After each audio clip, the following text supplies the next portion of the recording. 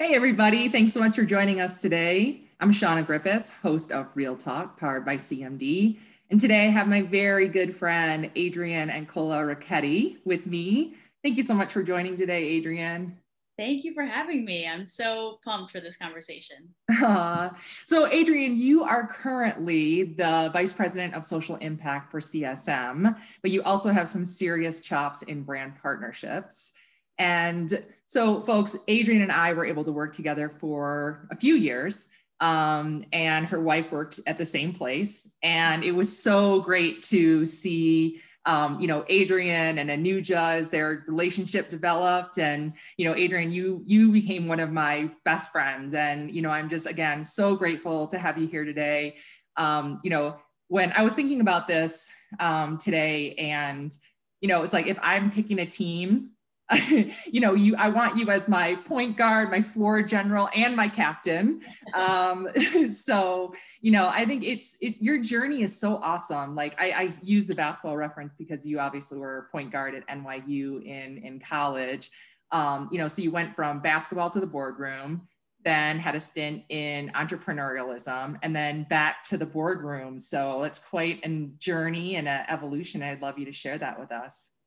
Yeah, no, absolutely. And I still to this day, like Shauna isms pop in my head all of the time. And so, I know we're going to have different parts of this discussion, but I think like part of me finding my footing and my voice was like working for someone like you who kind of recognized that power and the translatability of diverse backgrounds and experiences, as well as the parts of being an athlete that do really translate to your everyday job. And I think my journey, I mentioned that because I think my journey, and I'm still on that journey, has been translating my entire life up to this point, especially the big part of it that was being an athlete into finding my path, professionally. I know a lot of people, share in that, but yeah, so basketball has been ball is life. Basketball is always really my whole life. So when I was thinking about where I was going to start my career, I couldn't really picture not having that still be a part of my life. And I was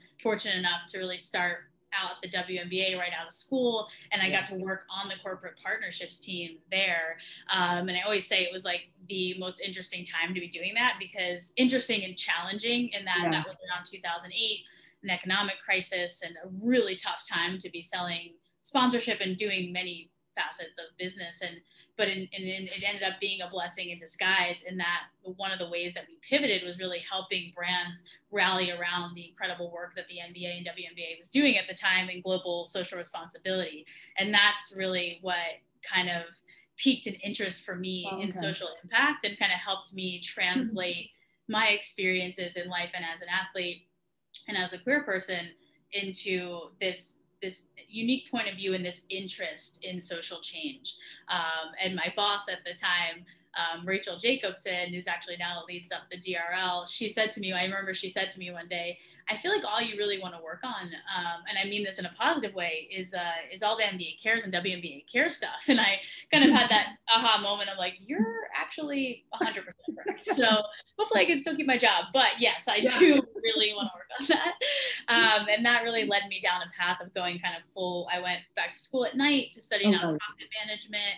I started working full time for a nonprofit organization, and ultimately ended up, leaving the NBA. And my career at that point kind of stayed in the social change realm. I worked for a nonprofit. I started with the founder of the nonprofit, started a diversity hiring software and social venture startup.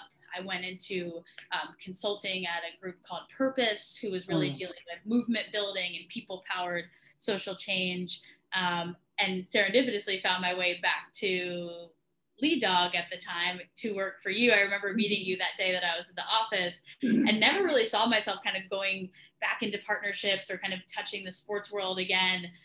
But the dots were so connected when we met, and you talked about what you were doing, and I saw how you operated as an athlete and as a leader. And I was just so inspired, and to kind of take that journey I had been on and go combine it and kind of go back to that world of sports and partnerships. And I think for you as a leader in talking to me, I was intimidated at first because I felt like I'm a little bit of a fish out of the water here. I'm like, well, I'm now like, I'm the nonprofit person now, or I'm the social impact person now.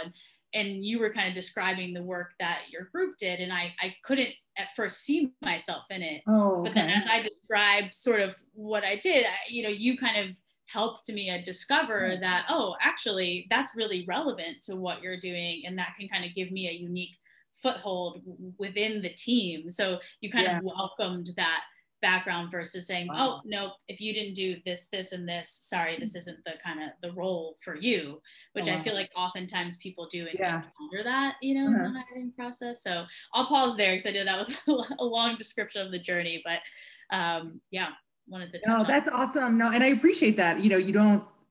I didn't realize that at the time. And I just remember, and it's so great to hear like your story of evolution. And it's also how, sounds like it was very much like one thing and then led you to the next. And it's almost this incredible intertwining of those things that you're, working on, we worked on together, and then you're, continuing to kind of carry that torch. So that truly is the evolution. So that's awesome. And you mentioned the first time we met, and I remember it pretty vividly too. We were sitting across from each other, and I was so taken with your level of realness and presence, and confidence and comfort in your own skin. And, it was definitely something that I was like, I want that, and it was like the qualities combined with your experience. And it's interesting because you've navigated a pretty male-dominated, traditionally male-dominated, traditionally straight in landscape in corporate America. And yet in the midst of that, again, your realness and your sense of self really stood out to me. So I'm curious, like, as you came up, was your identity something that you thought about, that it could perhaps impact your journey? Was it something that you, like, did you always feel this comfortable, or did you have to work on it? I just would love your thoughts on that part of your journey. Yeah, no, absolutely. And I think, there's different parts of my identity too that I wouldn't say wrestled with, but that were kind of maybe pain points for me, or struggle points that then turned into something that fueled my confidence and fueled my point of view. And I think the first point that I want to bring up is the point of being an athlete. And I think I really, really leaned into that identity. There are people that played college athletics and it was a part of their life, but it wasn't everything. And for me, I loved being a basketball player, and I loved the game, and I loved everything about being a small underdog, undersized basketball player. So that part of, I had so much confidence in that role. The immediate transition into like working a full-time job in sponsorship, it did not translate for me. And I'm very much like a person that I'm an introvert. I defer to other people. I'm not going to be the first voice in the room or the loudest voice in the room. And I think I perceived that as a weakness, and I was not confident in my first job.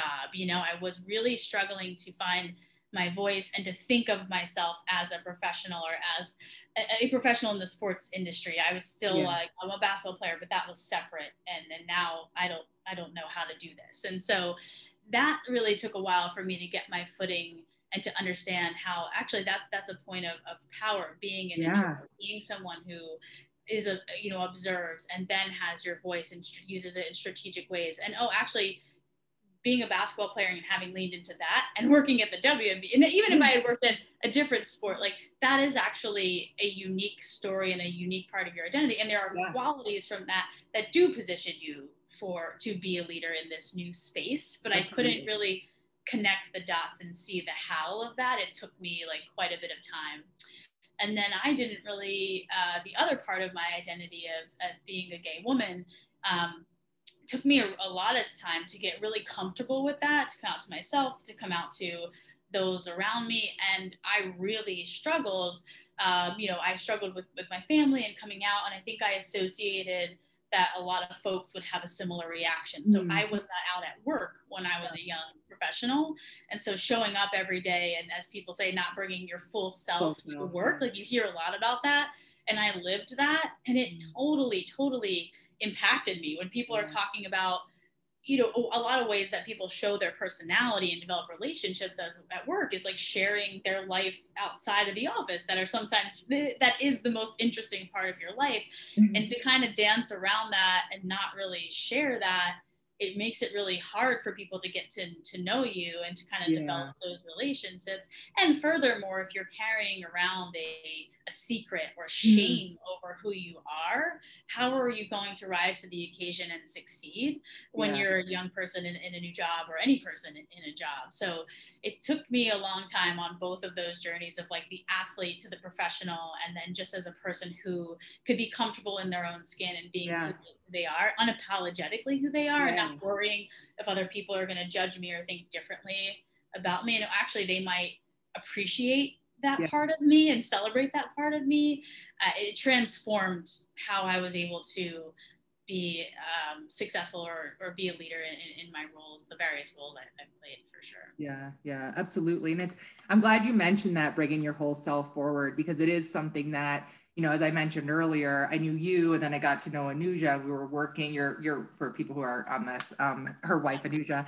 And, you know, when we were all working together, and when I saw both of you bringing your whole self to work and that transition, it was this like, sort of this blossoming, you know, and it was awesome to see. And so I do think it's such an important thing to, you know, just to be able to celebrate and to be able to do that. And I think some people who don't go through that type of an experience just take it for granted. So I just want to honor that. And I think it's awesome.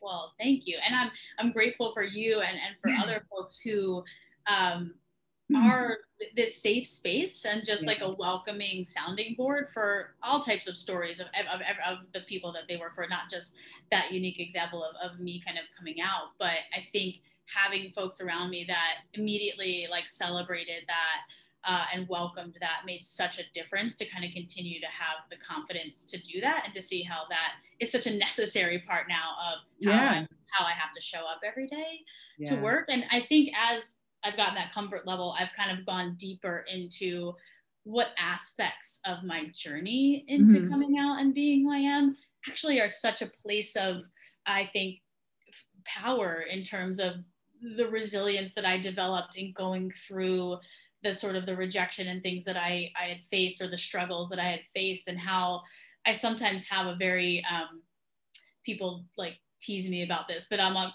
painfully even keel sometimes. They're like, are you hearing the problem I'm explaining? And I'm just like, yes, but we can work through this. Like it's kind of given me that resilience and that perspective and that calm in some situations that I think have really helped me a lot in my career, and hopefully helped others around me in that sense. And I think, you know, just it's the resilience, it's the calmness, and then it's the struggle, and just seeing the world through different eyes because of that, and being able to kind of empathize on a basic human level with a lot of people. And I know you very much operate like that, but I think for me, that part of my identity really shaped that aspect of how I operate.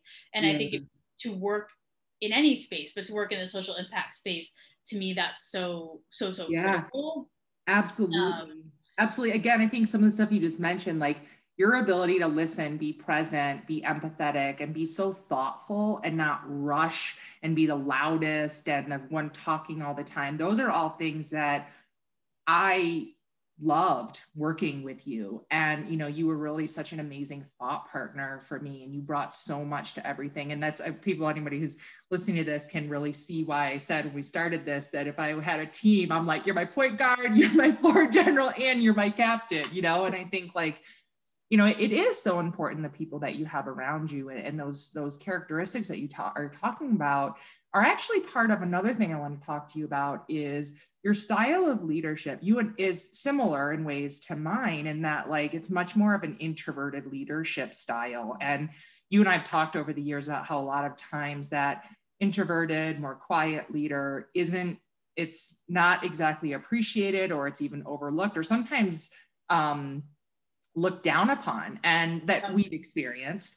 And, you know, I know we talked about it a lot, and I think, you know, I'd love for you to be able to share with people like your perspective about the value of, you know, an introverted leader and someone who's more quiet about the way they go about things? Yeah, no, that's, I love that question. And I love that the point about too, how it can often be perceived as lesser than in the world of leadership, or non-existent, that you're not leader because you're not voicing something, or you're not the loudest person in that room or on that call. So, where is your leadership? And for me, a lot of that, again, not to tie everything back to sports, but like we said, ball is life. So, for one of my favorite things that compliments that anyone's ever given me was one of my teammates, actually not for basketball, for tennis in high school, said one time to me that, because that wasn't her favorite sport or her thing or whatever, she said, you just want it so badly and you play with such passion and you work so hard that it makes me want it more, and I don't want to let you down. Like, I want to do it because you want it so badly. And not that, I don't know if that's the best example or not, but like that really like stuck with me, that like what I took away from that was the leadership by example piece is incredibly powerful. Like, I could have said to my friend, like, get your butt here early, we're hitting around before practice, or you have to do this, or I could have been in her face style, like that type of captain in sports, like leadership. But just by watching the passion and just by doing, that had such more of an impact on her, and she willingly came to it and wanted to do that. So that has always stuck with me, and I think as I've gone on in my career, I've seen how applicable that can be. Yeah, absolutely. Business. And lots of times, I think one of the things that I didn't like in things I observed was when leaders ask folks that work for them to do stuff that they themselves aren't doing or that they wouldn't do. So I constantly call myself out of like, am I showing up in that way? Am I adhering to this standard that I'm asking someone else to keep up with? Because there goes my credibility if I'm not doing that. So the kind of lead by example thing is something that allows me to lead as a quiet leader, because I'm doing, and I'm hoping that I'm doing it in a way that people want to join me, and not even follow. I say join me, because I want them to find their own footing and operate and lead in their own way. I think another part of this, like, quieter leader, whatever we're labeling it as too, is I'm also not an incredibly definitive person. I'm very strongly opinionated about certain things that I'm very passionate about. But if someone says to me, what's the right way to do this task, this document, this approach, this problem, I'm never going to come with the, like, you have to do it this way. And I think sometimes people expect that from leaders. And if someone wants that, I can try to meet them there. But oftentimes I'm like, well, I want to have a conversation and hear what you think, or I'm open to the fact that there's probably 10 ways to approach this challenge. And so mine might be option A, but if your option, C, I'm not going to put that down, or I'm going to meet you and like listen and try to learn. And I think sometimes that can be perceived as a weakness in a leader, of like, you're not taking charge. You're not saying like, this is the decision, this is what we need to do. But, but it's funny though, as like the whole floor general point guard type thing, I've been with you in the trenches before. So I know when like it's on the line, you can make a decision right away. I think that I would challenge people, if they're thinking of that situation, that's not leadership to them, that it actually is, I think, a really evolved sense of leadership, because you're continuing to grow as you're learning from others, their perspective they bring to the table. And that doesn't have to be your way or the highway. So, I think you and I could go on about leadership conversation forever, but I love the perspective, and thank you so much for sharing that. But before I let you go here, I'd love to get some of your thoughts about the two spaces that you work on. And while your title again is Vice President of Social Impact, I know that you do so much of that, melding it with brand partnerships. So I'd love to hear anything you can share with us about, like, either how you've evolved your work in that space over time, or what are some of the trends that you're seeing in the spaces as they come together, and really help us to think about how to think about, the disciplines. Yeah, no, absolutely. And I think some of the trends have actually led to more of the melding and that intersection that I work at, because obviously with everything happening in the last 2 years with the Black Lives Matter movement, with everything around the pandemic, like there was already a movement towards brands being very vocal about their social impact efforts through their marketing channels, through their partnerships channels. But given the state of the world, it almost became the dominant tone. It really took over. It wasn't appropriate to be pushing product-driven messaging and other types of messaging. Like that purpose-driven messaging really dominated the sphere, and there was such an uptick on an already upward trend.